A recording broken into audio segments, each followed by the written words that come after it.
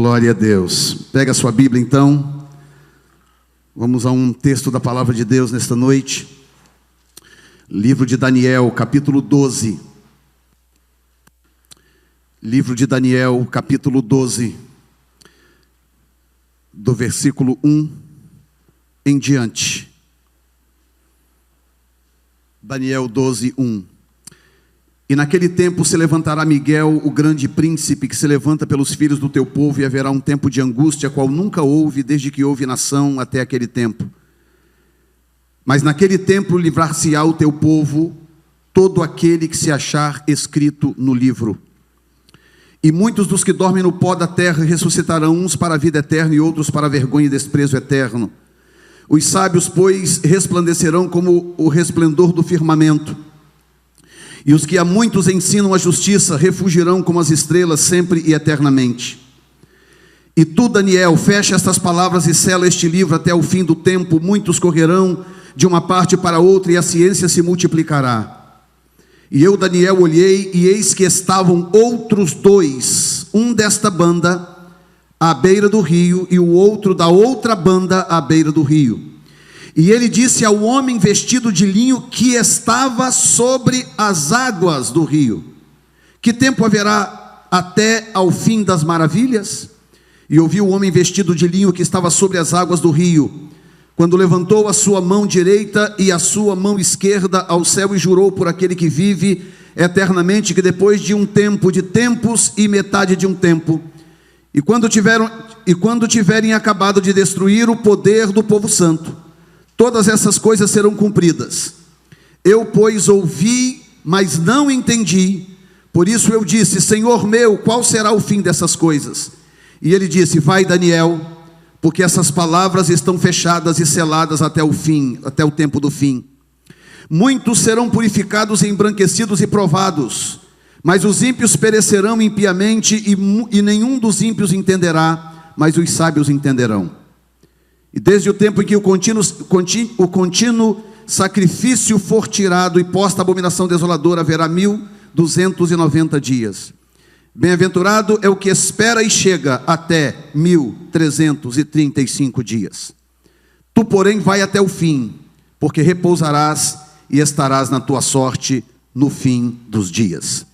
Pai, fale aos nossos corações desse tempo que temos. A tua palavra é poderosa, viva e eficaz.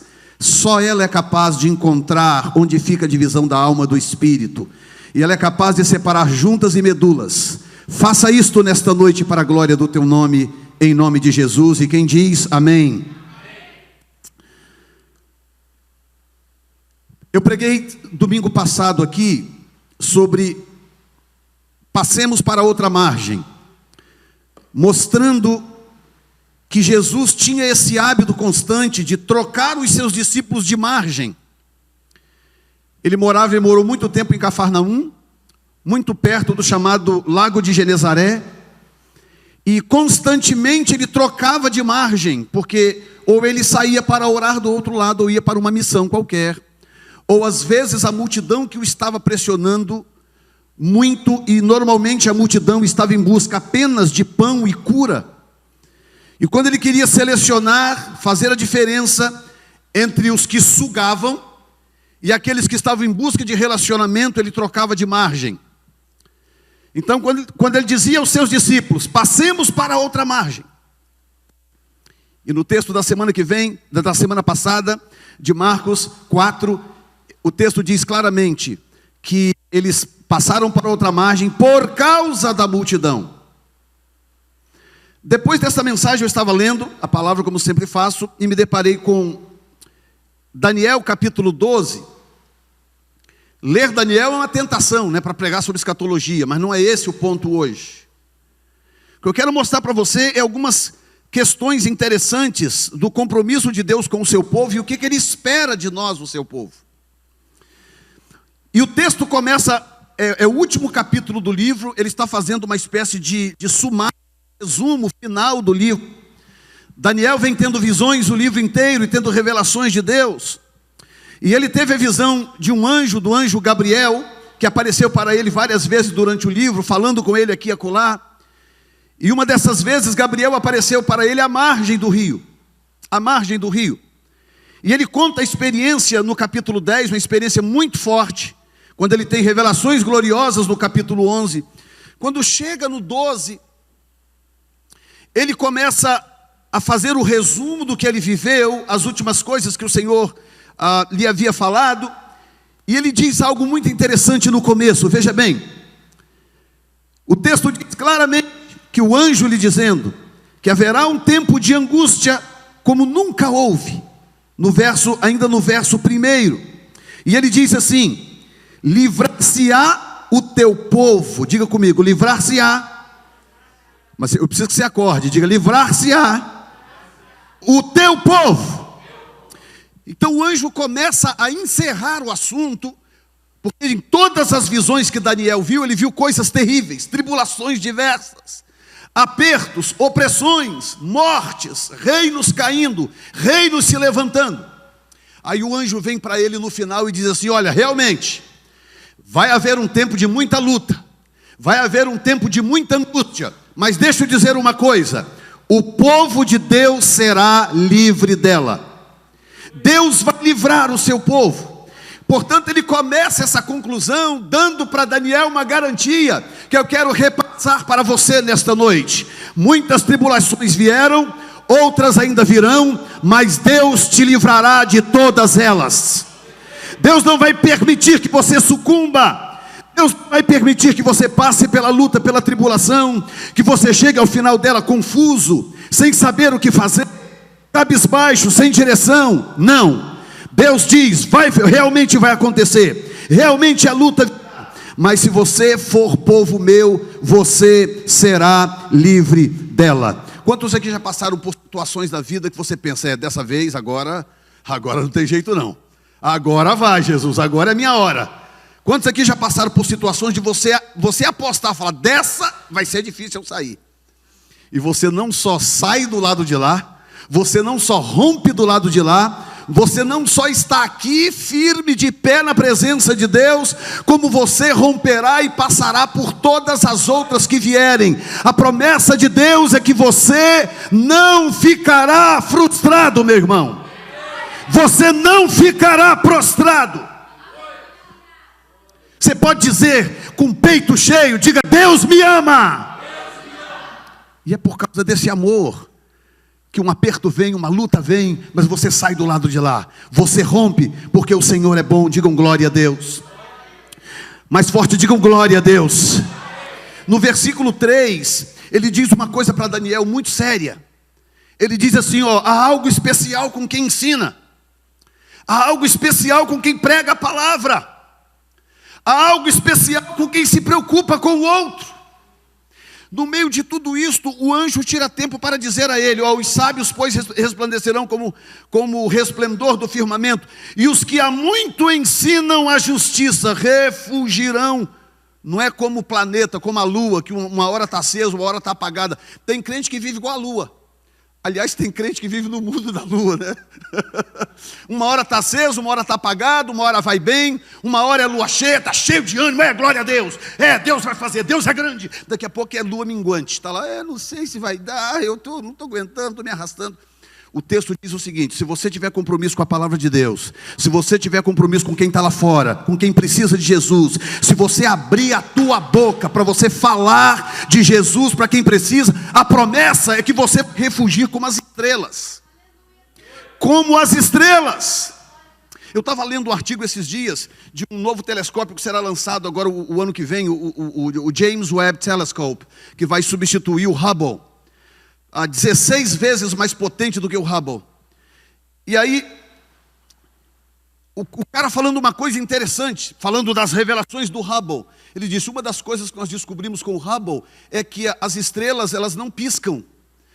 A impressão que a gente tem das estrelas piscando, isso é uma impressão por causa da atmosfera da Terra. O Hubble nos revelou que uma estrela, ela tem um brilho permanente, constante e inabalável. Estrela, meu irmão, não fica naquele acende hoje, apaga amanhã, não sei se brilha ou se deixa de brilhar. O que Deus está dizendo para você é o seguinte: assuma um compromisso comigo, que eu vou fazer você brilhar como as estrelas. Você, em momento de dificuldade, de aperto, seja lá o que for, o diabo virá contra você, é verdade, mas vai chegar e vai encontrar você brilhando, porque a presença de Deus não vai se apartar de você. Essa é que é a maravilha. E eu acabei de falar mal da pobrezinha da lua, tadinha, mas sabe qual é o segredo da lua, que inclusive é símbolo de Israel? O segredo da lua é que ela brilha, ela reflete a luz do sol.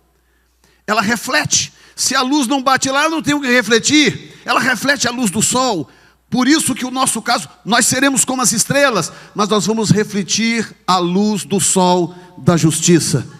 As pessoas olharão para você e elas verão Deus em você. Já pensou que coisa gloriosa quando alguém chega para você, para mim, para você e diz: afinal de contas, what is the deal? Qual é o seu segredo? O que tem em você que não tem nas outras pessoas? Porque elas começam a ver o brilho de Deus na sua vida, e esse brilho nunca se apagará. Mas o compromisso é: você precisa ter um pacto. Você precisa ter um pacto de passar o que você tem para os outros. O trabalho dos grupos pequenos que vamos começar é isso, é para você poder passar o que tem para os outros. Você tem muita coisa.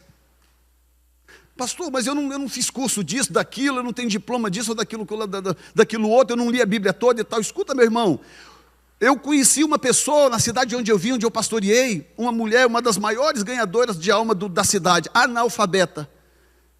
Sabe qual era o versículo preferido dela? João 3,16, porque Deus amou o mundo de tal maneira. E às vezes ela carregava a Bíblia, analfabeta de pai, mãe e avô, mas andava com a Bíblia na mão. Mas às vezes ela distraía e ela abria a Bíblia, ela ia sentar de cabeça, que ela não sabia ler. Às vezes abria a Bíblia de cabeça para baixo. De cabeça para baixo falava: está escrito aqui em João 3,16, porque Deus amou o mundo de tal maneira, com a Bíblia de cabeça para baixo.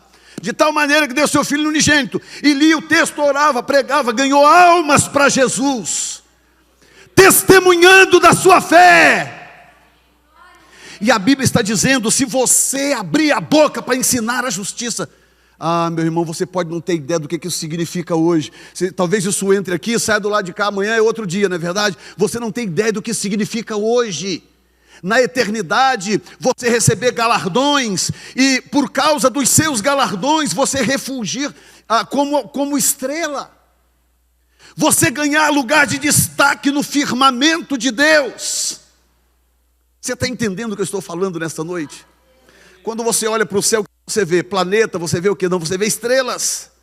Estrelas, porque elas se destacam no firmamento. O que Deus está dizendo é isto, dizendo: gaste tempo com a minha obra, que você vai ter um lugar de destaque no meu firmamento.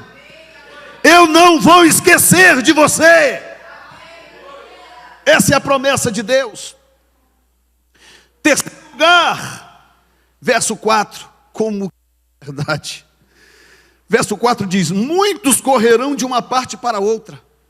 Como tem gente desorientada hoje, William? Como tem gente sem rumo, gente desorientada, gente batendo cabeça e vai daqui, corre dali, não sabe o que faz, e não sabe se casa, se compra uma bicicleta, fica naquela desorientação, correndo de um lado para o outro, fazendo uma coisa ou outra. A minha esposa me fez uma pergunta ontem ou anteontem, e uma pergunta tremenda, e eu parei uns minutinhos assim para responder. Ela virou para mim e falou assim: meu bem, o que é que te garante que nós estamos no lugar certo, na vontade de Deus?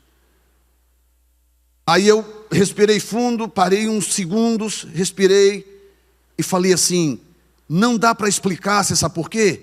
Porque é uma convicção interior.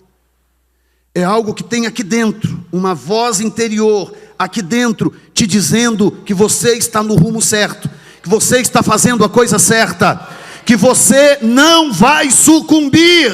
É a voz de Deus, e essa voz é inconfundível. E quando você tem essa voz interior, você não fica batendo cabeça de um lado para o outro, correndo sem rumo e sem direção.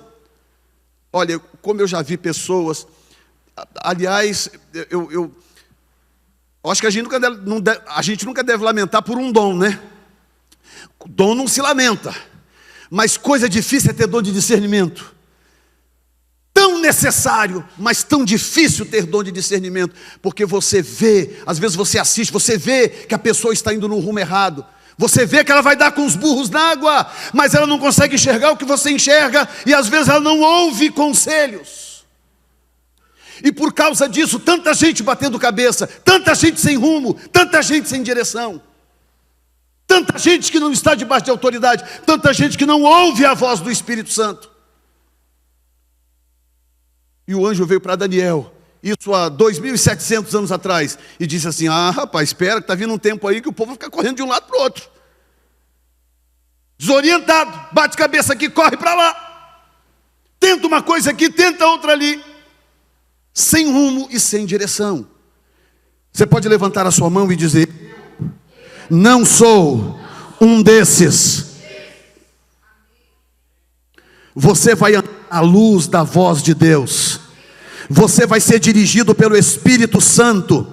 O Espírito Santo se assenhorou de você. Por causa disso você não vai errar o rumo, você vai acertar, você vai chegar no resultado final, no destino final que Deus tem para você.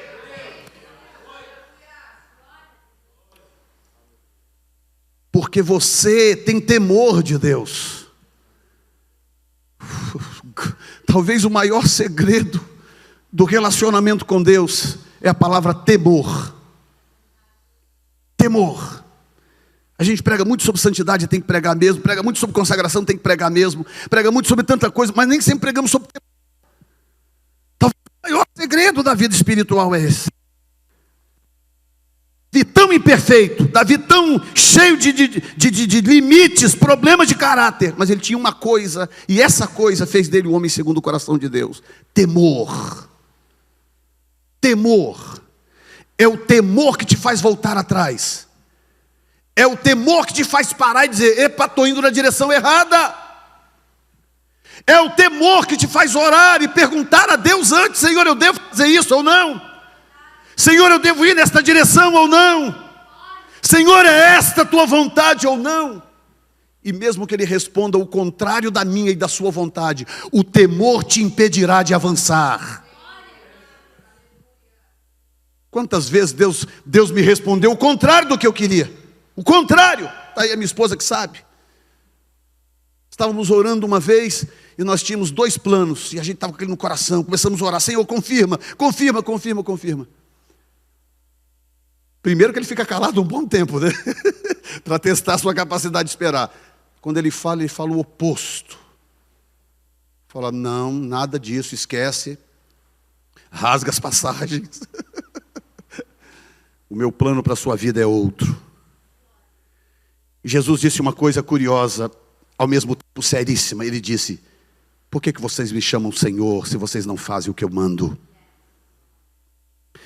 E não é que às vezes a gente deixa de fazer a vontade dele, porque ele mandou fazer e nós não queremos fazer, não. É porque nós não perguntamos. Nós não temos tempo de perguntar. Por quê? Por causa do problema anterior. As pessoas estão correndo de um lado para o outro. Muitos correrão de uma parte para a outra. Aí aquele desespero pelo sustento, né? E aí Jesus falou assim: por que vocês estão ansiosos com o que é vir de comer, de vestir, de beber? Vocês estão ansiosos por quê? Pastor, o senhor está pregando que a gente não deve trabalhar, ter responsabilidade? Absolutamente não. Vai trabalhar, tem a responsabilidade. Paga o mortgage, paga o aluguel, tudo bonitinho. Mas Jesus está dizendo o seguinte: por que você está ansioso? Por que você está correndo de um lado para o outro ansioso? Naquele desespero, corre para cá, aí faz um part-timezinho aqui, aí corre mais para cá, mais $50, aí corre mais para cá, mais desesperado, e fica naquela correria, de um lado para o outro. Ele está dizendo: para! Porque eu tenho uma direção para você. O meu Espírito tem uma direção para você. Será que você pode parar um minuto para ouvir a minha voz? É o que o Senhor tem nos falado. Nós não somos um destes, porque temos temor de Deus. Você pode dizer comigo: Senhor, aumenta o temor no meu coração. Agora, a parte que me atingiu profundamente, a razão do porquê eu estou pregando sobre esse texto hoje, é o verso 6, que ele disse ao homem vestido de linho, que estava sobre as águas do rio. Lembra que eu falei do rio aqui semana passada? O rio é como se fosse o tempo. A melhor figura do tempo para os cientistas é um rio, porque o rio corre sempre na mesma direção, ele nunca volta, ele nunca para, ele está sempre correndo numa mesma direção. É o tempo, é a vida é assim. Queira você sair da cama amanhã cedo ou não, o dia vai amanhecer e o dia vai correr, o relógio vai andar. A vida não para. A vida te arrasta, a vida te puxa. Não dá para você decidir: eu estou ruim hoje, eu estou deprê, não quero. Não adianta, a vida não vai parar. Razão do porquê nós precisamos de Deus, porque a vida é igual um rio que não para. Você cai dentro dele, um rio caudaloso, ele vai te arrastar. E se você não tiver rumo, não tiver direção, você vai bater nas pedras. Você vai se chocar contra os corais e você vai se machucar. A vida é cruel. Essa vida, obrigado querido, essa vida pós-queda, essa vida é cruel, porque não foi essa vida que Deus nos deu, por isso que ela é cruel. A vida que Deus deu para Adão era uma maravilha. Tudo pronto, fruto tudo no lugar, tudo bonitinho. Não tinha chuva, não tinha inverno nem nada, uma estação única, maravilhosa, tudo perfeito. Foi a vida que Deus deu para Adão. Mas ele optou em pecar. Nós somos aqui, estamos debaixo dessa consequência agora. Essa vida é cruel. É como um rio caudaloso. Escute isto. Se você ler os capítulos anteriores, você vai ver que as visões que ele teve dos anjos, os anjos estavam sempre à margem do rio. E eu só me dei conta disso hoje. As visões sempre assim: eu vi um anjo à margem do rio tal, à margem do rio tal. E no livro de Ezequiel a mesma coisa. Quando ele via os anjos, eles estavam sempre à margem dos rios. Mas quando chegou no final do livro para fazer o sumário, ele diz assim: opa, apareceram mais 2 anjos. Um estava numa margem, o outro estava do outro lado da margem. Mas eu tinha dúvidas, fiz lá umas perguntas. Estou parafraseando agora. Nenhum dos anjos me respondeu, mas eles perguntaram para o homem vestido de linho que estava sobre as águas. Oh my God! Os anjos estão na eternidade, mas eles não têm poder sobre o tempo. Eles não têm poder sobre a vida, eles só têm o que Deus dá. Mas escute bem o que eu vou dizer para você. O Senhor Jesus Cristo, o teu Salvador, Ele é diferente, porque Ele não precisa ficar na margem, ou à margem do rio da tua vida. Ele está sobre as águas. Ele está sobre as águas do rio da tua vida. Por isso que Ele tem uma palavra final. Por isso que Ele pode dizer, por isso que Ele tem uma autoridade que ninguém mais tem.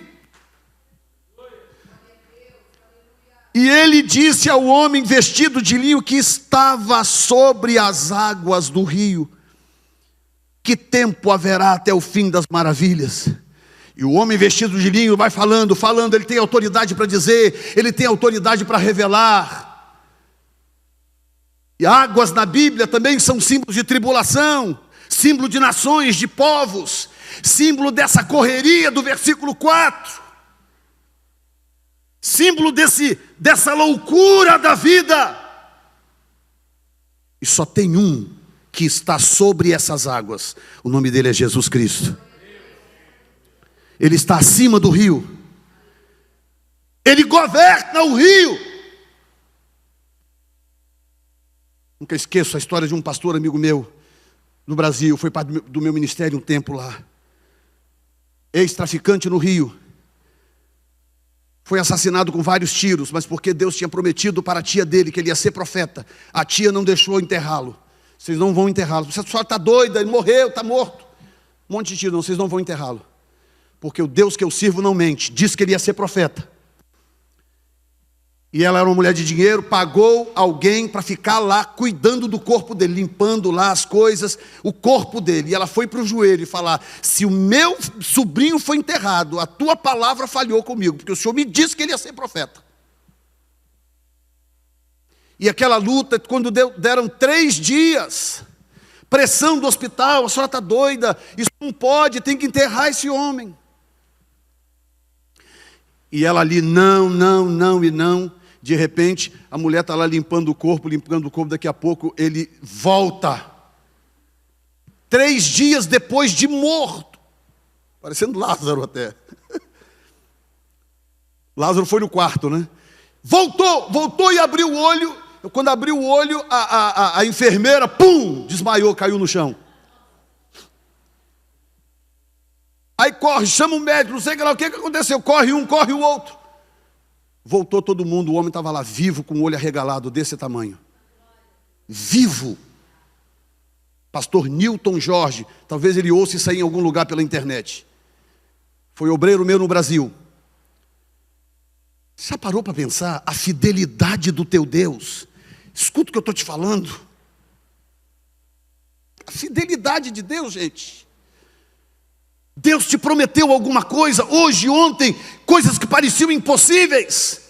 Deus te falou coisas absurdas que ia fazer. O tempo vai passando e o diabo vem gritando no teu ouvido: mentira, ele não vai fazer coisa nenhuma. Pois eu vim aqui nesta noite para te dizer: ele está a ponto de fazer o que te prometeu. Deus vai cumprir, porque ele é fiel. As coisas que Deus prometeu, elas não cairão por terra. Tem alguém me ouvindo aqui nesta noite? Esse homem se tornou pregador, pastor, ministro do evangelho, está até hoje ganhando almas para Jesus. Porque Deus disse: ele vai ser profeta. E mesmo depois de morto, Deus fez dele um profeta. Diga comigo: Deus é fiel. Mais forte, é fiel. Alô, eu termino com versículos 12 e 13. No 12 diz assim: bem-aventurado o que espera e chega até. Diga comigo: bem-aventurado o que espera. Sabe por que esperar? A perseverança, ou paciência, ou longanimidade são atributos importantes do relacionamento com Deus? Escute aqui, escute isto. A razão do porquê saber esperar em Deus é importante é porque Deus conhece o futuro e eu e você não. Ele sabe o que ele precisa resolver na sua vida. Ele sabe que tipo de treinamento você precisa passar para você poder chegar ao resultado final que ele tem para você. Então aquilo que para você é atropelo, aquilo que para você é atraso, aquilo que para você é perda, você não sabe, ele está te treinando. Ele está te equipando para algo que vem amanhã e que você não sabe. E você ainda não está preparado. Ele está te equipando agora. Por isso é que o anjo diz: bem-aventurado o que espera e chega a. No caso aqui ele dá os dias para Daniel. Chega até. E eu digo para você: bem-aventurado aquele que espera e chega até o momento do cumprimento da promessa de Deus.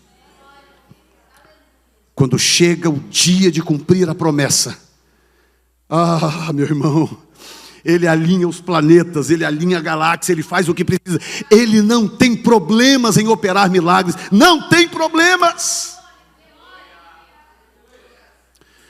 Pastor Chuck Missler, que é um ex-cientista evangélico que morreu agora há pouco tempo atrás, o maior teólogo da nossa geração, partiu para o Senhor agora há uns meses atrás. Chuck Missler, um homem na fonte de quem eu me alimentava. E ele explicando o texto de Josué quando o sol parou. E ele explicando a mecânica do sol, a mecânica da terra e a mecânica da galáxia, do eixo da galáxia que gira em torno de um buraco negro gigante. Ele dizendo: o único jeito de parar o sol era parando a galáxia toda. E ele explica lá o efeito gravitacional. Eu não tenho conhecimento científico para isso, mas ele explica claramente dizendo: não tinha como parar o sol com a galáxia girando. Agora, que coisa maravilhosa. Josué sabia disso? Josué tinha noção disso? Nenhuma. Ele tinha consciência de que se ele fizesse aquela oração, ele ia provocar Deus parar a galáxia toda. Ele tinha noção disso? Não! Mas essa é que é a maravilha. Você não precisa se preocupar com o tamanho do problema, o tamanho do desafio. Meu Deus, o que será que Deus vai ter que fazer para resolver isso? Não é problema meu nem seu. Ore apenas, busque apenas, Ele vai fazer o que tiver que fazer. E vai mostrar para você o quão grande é o Senhor. Coloque-se de pé neste momento.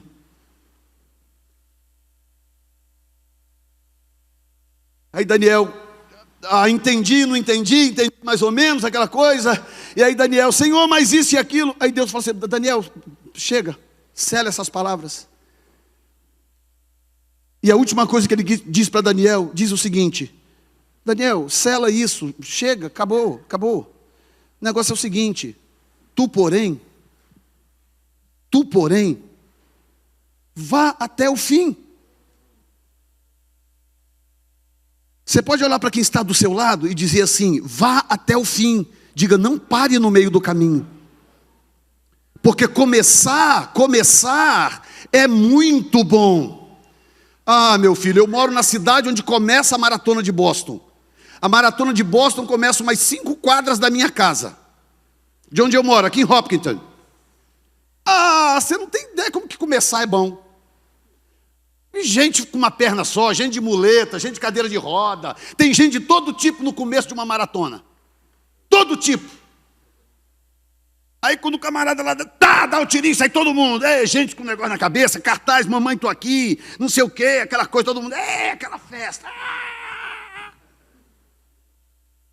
Daí a pouco, 2 milhas, 50 sentado no meio fio. 5 milhas, mais 200 sentado do outro lado. E vai, aquela algazarra, aquela coisa, gente com rosto, coisa de pato na cabeça, de coelho, já viu aquelas coisas? Aí quando chega lá na chegada, na linha de chegada, sabe quantos chegam? De 5, 6 mil? 6, 7, 8, 10 no máximo. Sem falar que um só cruza em primeiro lugar. Um cruza em primeiro lugar. E muitos vão ficando pelo meio do caminho. Não sei se vocês viram esse ano agora, uma mulher que gastou 3 dias. Vocês viram isso? Ela queria muito completar a maratona. Ela levou 3 dias. 3 dias. E correu um pouco, não aguentou, parou, descansou, correu mais um pouco, não sei o que lá. 3 dias depois, ela cruzou a linha de chegada. Cruzou a linha de chegada. Aí muita gente riu, cruzei lá, 3 dias depois, mas eu nunca nem comecei.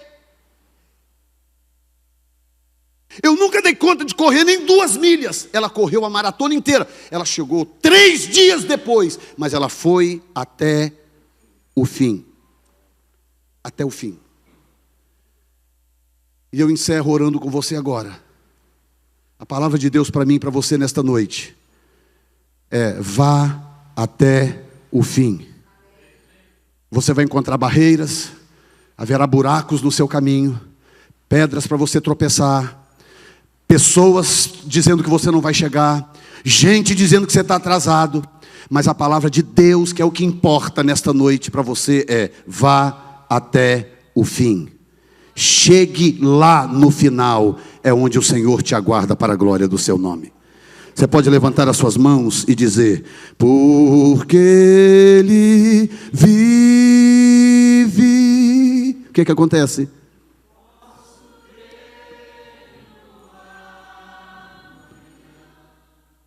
Porque Ele vive.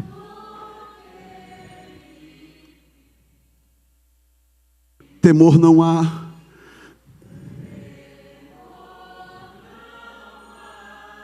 Temor não há, mas eu bem sei, eu sei a minha vida